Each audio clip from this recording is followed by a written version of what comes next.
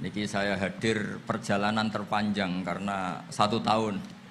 Jadi saya dari rumah 2020 sampai sini 2021. Jadi ini perjalanan yang ekstra. Ini bentuk permintaan maaf saya karena kemarin saya datang tapi sudah selesai Gus. Hutang katanya. Ternyata Gus Azaim tidak legowo memaafkan, dia itu ngutang katanya karena saya kemarin datang tapi terlambat terus dibajak disuruh ngajar Ma'had Ali. Tak pikir itu sudah bayar, ternyata masih diutangkan. Nah ini sudah selesai, berarti saya sudah jadi orang baik lah kira-kira gitu sudah. Jadi sudah bayar utang gitu. Saya mau cerita sebentar tentang khol. Dulu 84 guru saya Kiai Haji Maimun Zubair, semua mas saya se-Indonesia rawuh ke sini untuk muktamar. Termasuk bapak kandung saya Kiai Haji Nur Salim ikut datang, ikut menyaksikan betapa pondok ini zaman itu masih Kiai As'ad jadi tonggak sejarah penting dalam NU, yaitu kembali ke Khittah 26.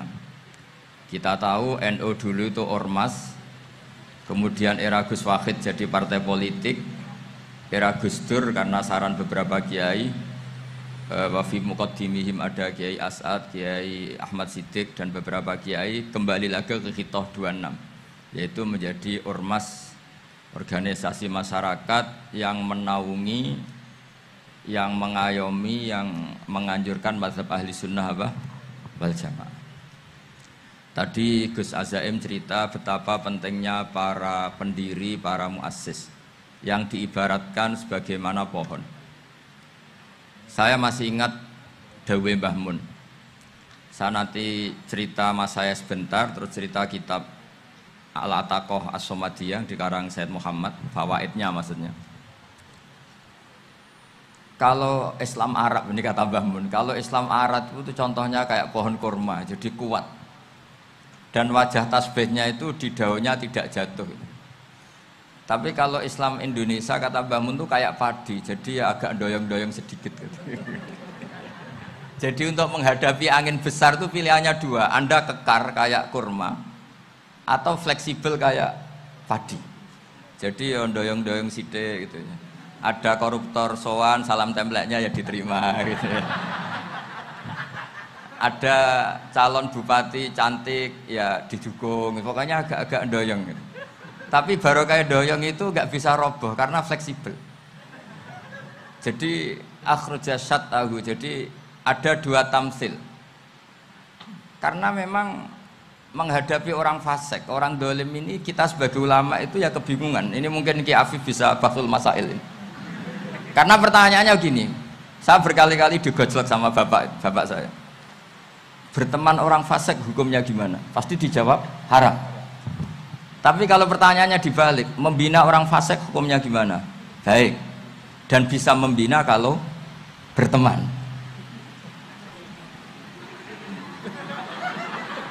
Makanya Gus Azaim pernah bikin seni deh, muktamar seni. Anggap saja madhabnya seperti itu gitu. Jadi ya agak doyong-doyong sedikit. Masa ketop berteman orang yang macam-macam, tapi itu fleksibel. Nyatanya tetap soleh sampai sekarang gitu. Itu berarti itu ya gitu kata Mbah Mun itu. Jadi untuk menahan angin yang besar pilihannya hanya dua, Anda kokoh kayak pohon kurma atau fleksibel kayak padi. Nah Islam Indonesia kata Mbah Mun itu pari wae katanya, padi.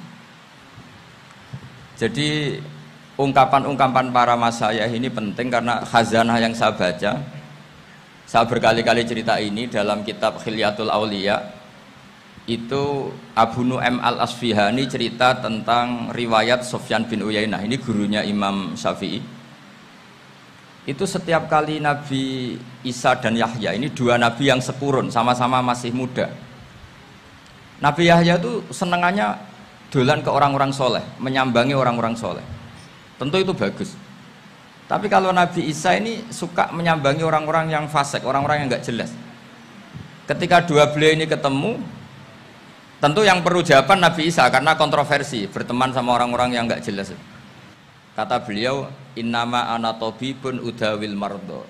Seorang kiai, seorang nabi, orang yang baik itu ibarat dokter. Di mana-mana dokter tuh ngobati orang yang apa? Sakit. Kalau Anda dokter dan peneliti satu penyakit, pasti cari daerah yang banyak pandeminya. Masa neliti pandemi di orang-orang yang apa? Sehat. Jadi ini juga perlu dibahsul masail karena tadi dibolak-balik itu. Bina orang berteman orang fasik hukumnya haram karena wa in kana dasarrin fajannibhu sur'atan. Tapi kalau bina orang fasik hukumnya baik. Bisa bina kalau berteman. Jadi fikih itu ya karek diwolak-walik. Makanya sholat juga gitu. Sholat yang tumak ninah yang lama itu ya bagus. Masa jagongan mbek pangeran nggak asik? Jagongan sama teman aja asik, masa jagongan sama pangeran tidak apa? Asik. Tapi kalau Ibnu Abbas sholat tuh cepet. Ketika ditanya, kenapa kalau Anda sholat cepet? Setan baru tata-tata mau goda, sudah selesai. Kata. Karena setan itu ya jaga jaim tuh, jaga image. Jadi kalau mau goda orang itu ya surinan dulu, macak-macak dulu. Ternyata mau ke situ sholatnya sudah selesai. Lah kebetulan mazhab saya itu yang kedua itu gitu. Jadi kalau Gus Azaim itu sholat lama sekali, itu ada madhab tandingan, yaitu madhab saya. Itu karena ini sepuh saya, meskipun top beliau tapi sepuh saya. Saya sudah 50, beliau baru 40. Ini berarti baru memulai kiai. Kalau pakai umur nubuah ini baru memulai. Jadi madhab itu penting. Jadi pembanding itu harus diutarakan. Sehingga dalam fikih manapun itu sebuah madhab itu harus diuji itu lewat pembanding. Dulu itu setiap debat fikih antar ulama itu mesti nggak ada yang menang.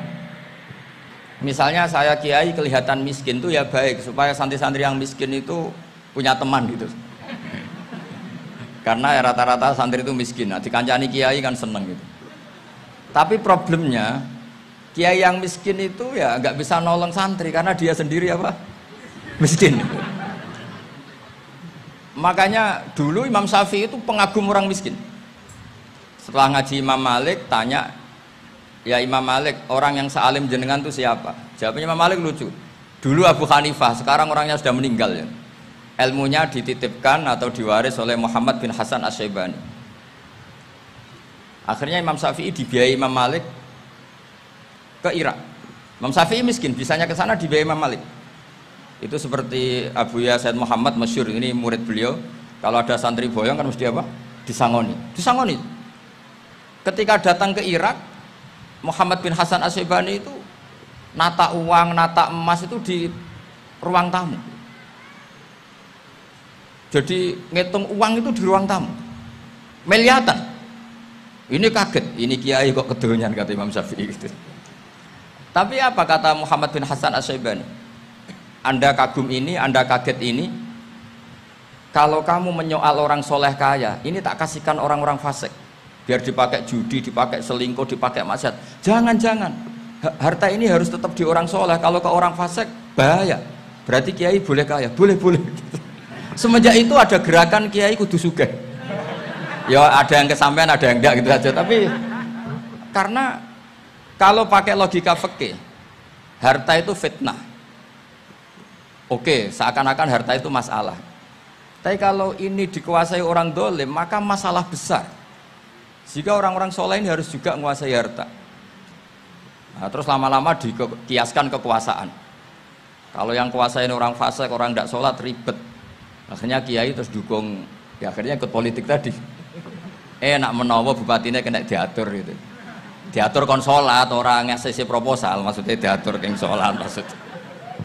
Ini cerita-cerita apa logika fikih. Makanya saya sering ngaji kitab-kitab itu, diantara yang saya suka adalah ada dialog besar yang terjadi di antara orang-orang pilihan, termasuk bahkan di antara para nabi dan Tuhan. Jadi unik, Allah sendiri kadang mengajari kecerdasan para nabi itu ya lewat dialog. Masyhur itu, Nabi Ibrahim itu punya ruang khusus untuk sholat dan tidak boleh siapapun masuk situ. Tahu-tahu ada yang sudah di situ. Beliau membuka, kaget.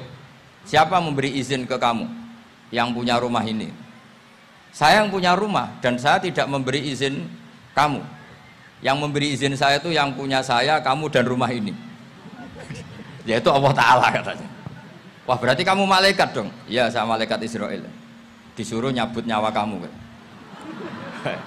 Ya agak sopan karena nggak pernah mondok di Salafiyah itu namanya malaikat Israel itu.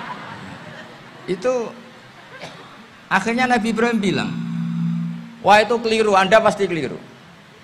Hal ra'aita habiban yumitu habibah, hal ra'aita khalilan yumitu khalilah. Saya ini Khalilur Rahman, saya ini kekasih Allah. Masa ada kekasih bunuh yang dikasih? Itu Israel akhirnya ngaji, masuk akal juga. Ternyata perintah ini mungkin hoax ya, pokoknya dia terus mikir akhirnya. Iya ya, masa ini kekasih Allah kemudian oleh Allah dibunuh, dimatikan. Terbanglah Israel, matur lagi, ya Allah, kata Ibrahim, hal ra'aita khalilan yumitu khalilah. Masa kekasih bunuh yang dia apa?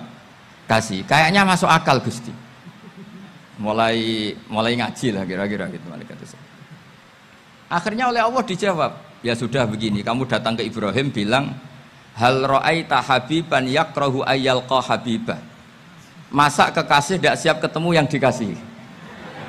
Nah, jadi akhirnya Nabi Ibrahim, Israel datang lagi. Logikanya sekarang enggak gitu, begini katanya diajarin. Hal ra'aita habiban yakrahu ayyalqa habibah. Masa kekasih tidak siap ketemu yang dikasih. Terus kata Ibrahim, oke ya terus mau meninggal. Jadi kalau jenengan cinta betul sama Allah ya harus, ya tidak usah, jangan sekarang tapi. Kalau mati di rumah aja, kalau di pondok ngerepotnya kiainya nanti itu. Tapi nanti setelah punya cucu banyak lah. Nah, barokahnya baca ini, dialog-dialog orang pilihan ini akan tersibak. Karena tidak dalam semua kebaikan itu nggak ada logikanya, rata-rata ada logikanya. Misalnya begini, kalau Anda orang soleh, kemudian anak Anda pamit mau sekolah di Jerman, pilihan Anda mengizinkan apa enggak? Karena potensi jadi fasik ya tinggi karena di tempat-tempat maksiat.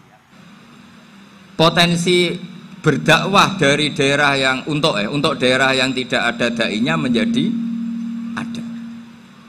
Itu mesti ulama itu berdebat. Sehingga ini saya cerita ya. Sehingga di kitab-kitab fikih, misalnya saya kok hidup di Bali sudah punya komunitas ngaji. Itu kok saya pindah ke Sukorejo sini, banyak ulama yang mengatakan haram karena membiarkan bumi Allah yang sudah pernah ada orang yang sujud kemudian ditinggalkan kosong dan kemudian dikuasai orang yang tidak sujud, jadi dianggap itu pembiaran. Jadi banyak di kitab Qalyubi, sarahnya Mahalli, jika ada seorang muslim yang hidup di negara orang kafir, dia nyaman, tidak dapat teror, itu nggak boleh lagi pindah ke negara Islam yang sehat. Karena takutnya li Allah yastau lial kafir tilkal buka, supaya bumi itu tidak dikuasai orang kafir. Jadi ini hal-hal yang para fuqaha itu harus berdebat. Karena ini masalah-masalah furu'iyah. Sehingga mulai dulu ya banyak ulama yang nyun sewu berpolitik, mulai Wali Songo sampai sekarang alhamdulillah yang minat banyak. Mungkin bedanya ikhlas sama tidaknya. Tapi kalau saya pernah dikeluhin utusan dari ya komunitas lah, komunitas Islam Indonesia itu dulu itu ceritanya banyak yang dari Kamboja. Dari kalau dulu orang cerita itu orang Cempa. Itu setelah di Indonesia besar Wali Songo dan Brawijaya 5 itu sudah mulai oleng, itu singkat cerita mereka berpikir ingin bikin kerajaan apa? Islam di Demak Mintoro dengan raja pertama yaitu Raden Fatah, karena Raden Fatah ini putra Brawijaya. Padahal setelah jadi kerajaan ini era cucu sudah konflik, berebut kekuasaan. Akhirnya sampai jadi Jipang, jadi Jogja, jadi Solo dan seterusnya. Tapi kata Mbah Mun itu tetap barokah kata. Karena orang Islam terus terbiasa mimpin. Sekeliru-keliru sidik, pokoknya orang Islam biasa mimpin. Sehingga zaman Mbah Hashim ya sudah mimpin Masumi, zaman Ki As'ad pengaruhnya besar, sampai sekarang Kiai-Kiai pengaruhnya besar. Nah barokahnya kiai-kiai pengaruh besar ini sampai moral jadi ukuran. Misalnya sekarang ada calon bupati kok nggak sholat itu pasti kalah. Jadi sholat itu jadi tolok ukur untuk calon apa? Bupati. Meskipun mungkin punya efek pura-pura sholat, tapi nggak apa-apa lah. Sementing moral ini jadi ukuran. Sementara yang di Thailand, di Patani, itu karena dulu pelajarannya tasawuf, itu orang nggak ambisi mimpin dunia. Tahu-tahu dipimpin. Dan akhirnya nyuwun sewu ya saake Islam-Islam yang dulu terlalu tasawuf karena nggak punya pengalaman memimpin, akhirnya lazimnya konsekuensinya hanya dipimpin. Tapi Islam Indonesia beda, karena kulino mimpin itu akhirnya dari orang Islam biasa menjadi Islam yang sholat sampai Islam yang bisa ngaji itu bisa mimpin negara. Tentu yang paling populer dimulai Gus Dur. Jadi ini sesuatu yang barokahnya istihad para kiai. Sementing Islam kulino mimpin. Sehingga di Indonesia itu barokahnya itu, kebaikan itu jadi tolok ukur. Ada orang kok terkenal koruptor atau terkenal nyuwun sewu selingkuh atau terkenal apa itu pasti tidak jadi. Karena moral itu menjadi tolok ukur. Dan itu adalah politik para kiai. Jadi ini saya cerita dan itu negara juga akhirnya untung karena seleksi agama sama negara itu sama-sama kiai ya bilang negara harus dipimpin orang soleh, negara juga bilang seperti itu. Nah, ketokohan-ketokohan para beliau-beliau ini yang maulah bekerja sama dengan umarok. Kita tahu dulu Pak Harto ya rawuh ke sini ketika Muktamar 84, rawuh ke Ki As'ad, ketika mau kembali ke Khittah juga dirembuk oleh ulama dan umarok. Dan akhirnya ini menjadi negara yang alhamdulillah semoga selalu menuju baldatun thayyibatu wa rabbun ghafur. Nah kemudian di sini saya tabarruk dengan Said Muhammad, gurunya Kiai Haji Azaim. Saya mau cerita tentang amaliyah tadi. Saya sebetulnya nggak niat bacakan bab itu, gara-gara ada khataman jumlahnya banyak saya jadi pusing. Ini panitianya tanya, khatam betul apa enggak? Iya Gus, khatam betul. Tapi kayaknya saya tidak yakin itu. Karena saya ini kan dari pondok tahfidz itu. Biasanya anak khataman itu ya rodok bodoni itu loh. Dibaca buanter sing nyemak yang mendelok pojok tok. Mergo kebanteren. Nah, akhirnya lafat-lafat yang di tengah itu enggak di apa? Baca. Tapi ya semoga dimaafkan Allah lah. Yang jelas itu enggak. Tapi saya mau cerita ya. Jadi cara berpikir Said Muhammad ini nanti juga saya teruskan di Ma'had Ali. Ini saya baca ya.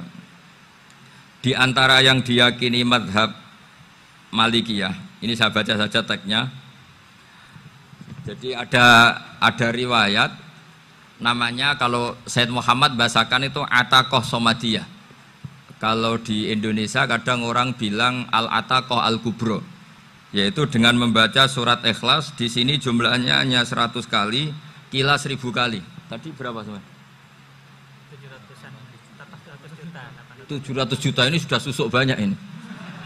Di sini hanya 40, riwayat lagi 100, 1000. Terus sampean tadi berapa? 800 juta. Wah ini sudah susuk ini. Itu anak cucu sampean pasti masuk surga itu kalau gitu. Ini saya baca, ini kitabnya Said Muhammad ini. Suratul Ikhlasi wal Itqu minan nar. Akhrajat Tabraniyu fil Kabir an Fairuz ad-Dailami wa Ibnu Uftin Najasi. Waqad khadaman Nabiyya sallallahu alaihi wasallam. Orang ini jadi khadimnya Nabi. Qala Rasulullah sallallahu alaihi wasallam, "Man qara'a qul huwallahu ahad mi'ata marratin fi shalat ghairiha katabawahu lahu bara'atan minan nar." Ini hanya berapa ini? Mi'ata marrah. Berarti kalau satu orang itu cukup 100. Tadi sudah untuk 7 turunan tadi untuk orang berapa? Ya, untuk 7 turunan cukup ya? Cukup. Untuk 7 turunan. Ya, sudah susuk ini, sudah susuk ini. Aduh, ribet ini. Nah ini tak cari pembenarannya, ini supaya keren. Ini di halaman 188 Abwabul Farad. Warwa Ibrahim bin Muhammad al-Khiyari fi fawaitihi an Khudzaifa marfu'an. Man qara'a qul huwallahu ahad alfa marratin faqad ishtara nafsahu minallah. Berarti 100, ada riwayat lagi 1000. Nanti tak carikan lagi yang berapa? 1 miliar mungkin. Jangan banyak-banyak. Nah ini saya baca ya. Wa hadzal adatu huwa al-ma'rufu bi ataqatis somadiyah. Wa qad nassa jama'atun mutaakhiril malikiyah ala istihbabi ataqatis somadiyah wa haddu ala qiraatiha wa istimaliha. Minhum Asy-Syaikh Abdus Salam Al-Asmar sak teruse niku. Jadi kullu haula'i istahabbu ataqatas somadiyah ma'atirafi ba'dihim kal misnawi bi syiddati fi hadisiha. I'timadan ala anna hadza minal fadha'il allati yutasahalu fiha. Faman sa'a yasta'milaha roja'a khusula ma fiha fala ba'sa bidzalik ala syarti alla ya'taqida subuta dzalika anin nabi sallallahu alaihi wasallam hatta la yaqa fil kitsbi alaihi. Jadi intinya itu silahkan Anda bikin jumlah sesuai versi Anda, yang penting Anda jangan kampanye kalau itu perintah Kanjeng Nabi Muhammad sallallahu alaihi wasallam. Karena kalau kamu atasnamakan Nabi kemudian jumlahnya sampai 800 berapa?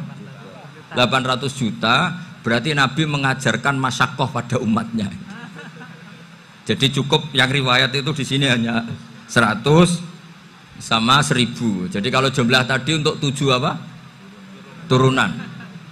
Jadi kamu harus ditutup dengan doa, ya Allah, semua itu bukan untuk saya tapi untuk 7 turunan. Tolong catat ya Allah. Karena itu. Jadi artinya gini loh ya, orang Indonesia yang sering mempraktekkan ataqah somadiyah itu bukan tanpa dalil. Ternyata dalam mazhab Maliki, saya masih ingat ketika mbah saya kandung, bapaknya bapak, asmane Mbah Nur Syam, itu wasiatnya minta dibacakan 4.000. Yang baca pas itu ya bapak sama anak-anaknya. Dan kemudian alhamdulillah zaman akhir itu mulai agak ngawur. Kalau ada acara itu wong liya kon maca anake mlebu metu gak melok maca. Itu keliru, saya jamin itu keliru. Saya sering kalau mimpin di rumah, kalau yasinan di tonggo-tonggo kok anaknya gak moco, saya keluar. Bapakmu wong liya kok moco, kata saya gitu.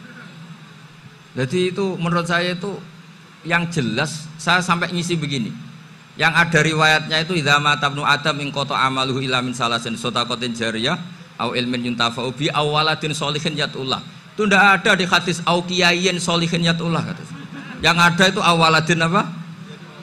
Sholihin. Jadi anaknya harus ikut, kalau ndak ada usah, kata saya. Akhirnya anaknya dawuh nggih Gus nggih. Akhirnya tak kei jagung paling akeh, kula mendet sithik. Wong aku ora anake kok. Kadang-kadang enggak, orang lain baca buahnya anaknya mau mlebu metu mau enggak manggakno tamu mbek rokokan. Itu harus ditobatkan itu. Keliru itu. Karena nasnya bukan au kiyayin sholihin tapi awaladin sholihin.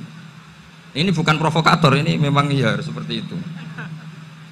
Nah terus tentang tadi la ilaha illallah yang didawuhkan Gus Azaim, la ilaha illallah itu penting sekali. Cuma saya mohon itu dielmoni lah.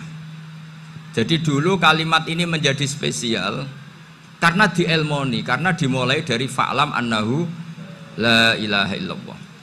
Terusannya ayat tuh wastaghfir li dzambika walil mu'minina wal mu'minat.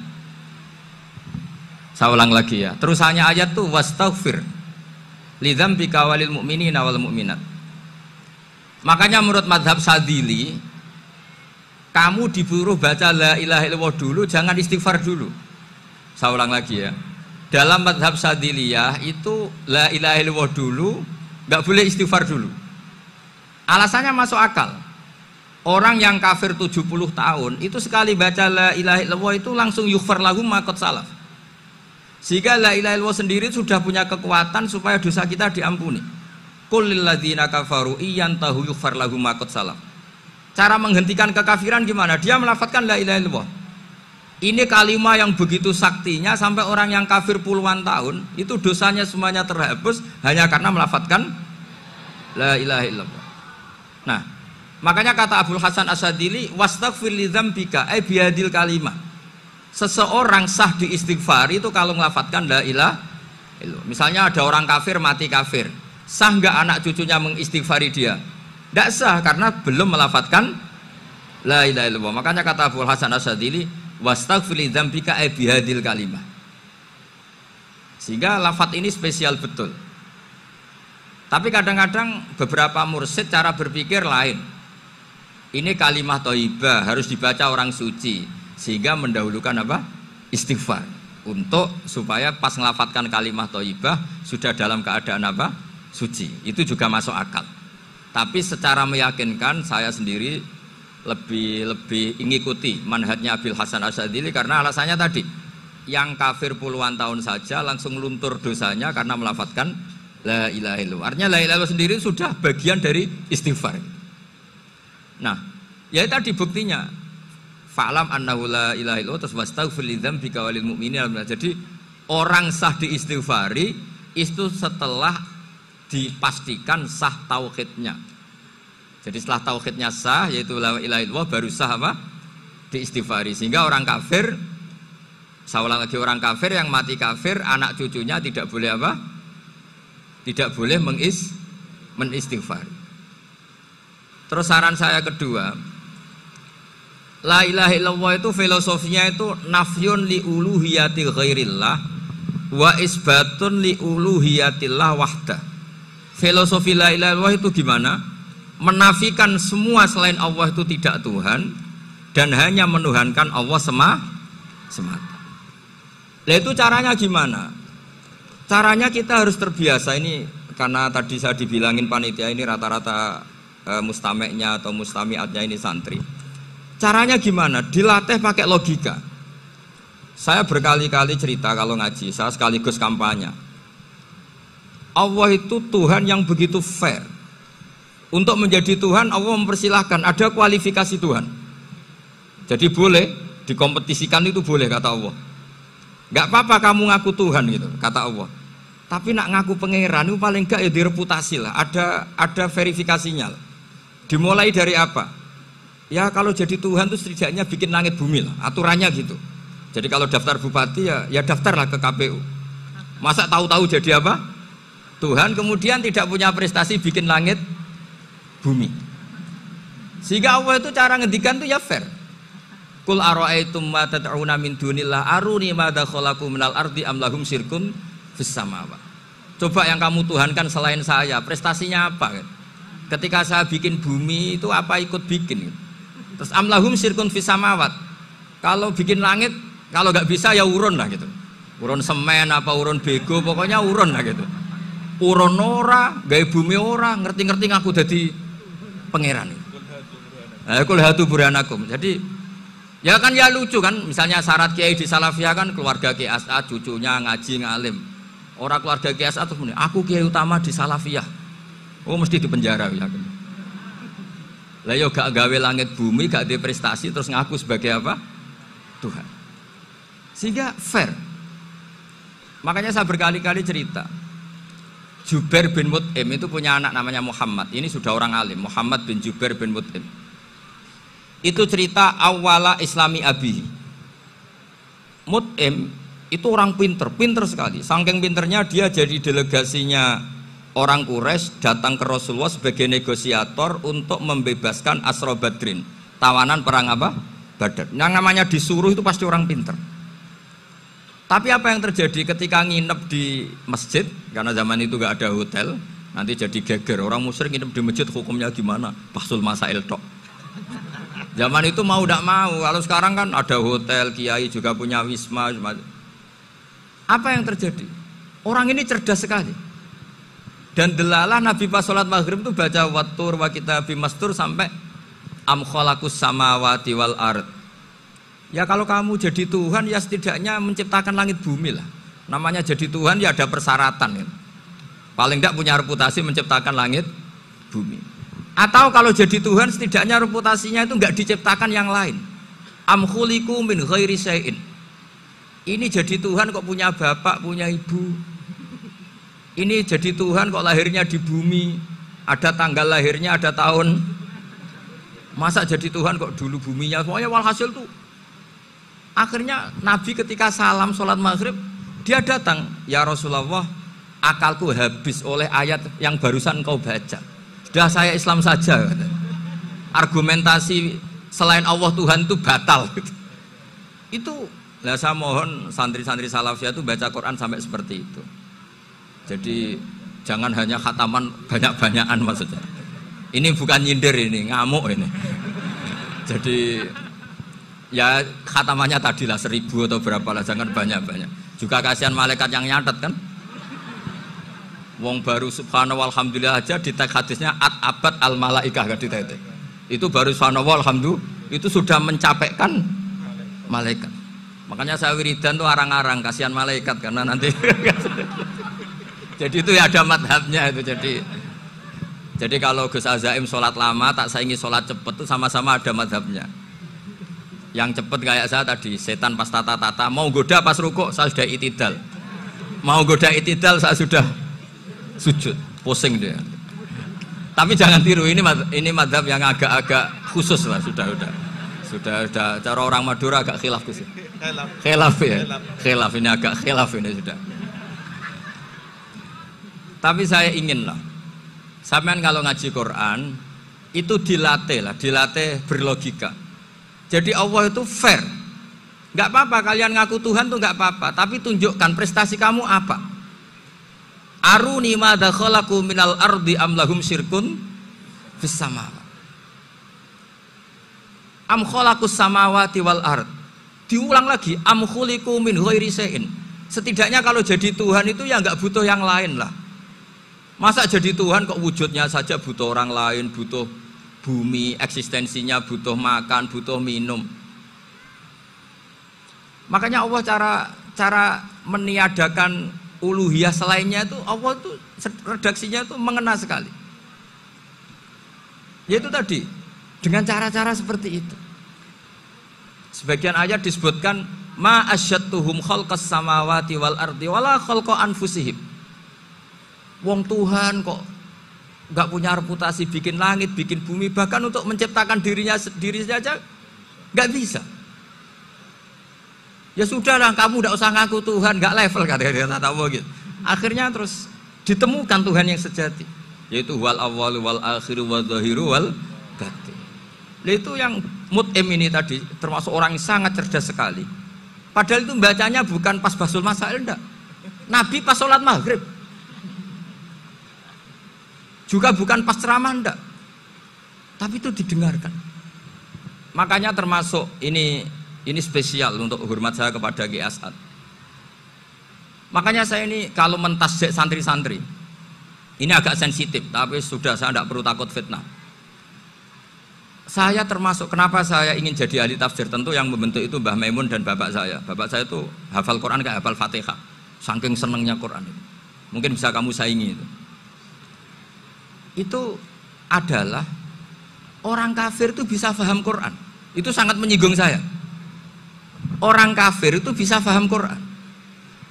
Ketika Umar Islam itu karena mendengar apa coba? Mendengar apa? Quran. Dan itu masih kafir apa sudah Islam? Masih kafir karena kalimat-kalimat yang di Quran itu begitu jelas wal kitabil mubin sehingga didengarkan orang kafir pun tuh ngefek. Makanya ketika Umar datang ke saudari putrinya kemudian dengar Toha ma anzalna alaikal Quran apa? Litasqo, itu dia terus iman. Begitu juga Mut'im. Itu ketika dengar Nabi baca surat At-Tur ya langsung iman.